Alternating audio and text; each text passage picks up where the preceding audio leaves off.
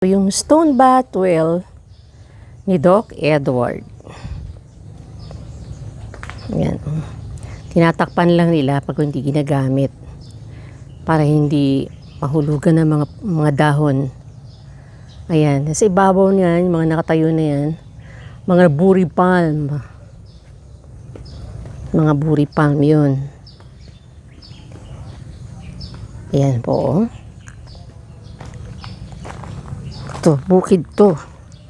Yun, meron pang baka. Ayan, yung baka ni Doc, oh. Ayun, oh. Ayan, ganda ng lugar, oh.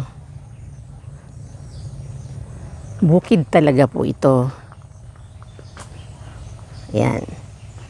Ito yung kanyang mga stone bath well. Yan. Sa gitna ng bukid. Ayan yung bukid, oh.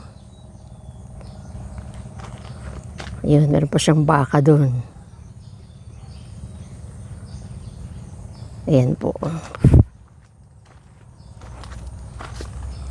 Ito yung mga bago niyang gawa. Bagong gawa na stone bath well.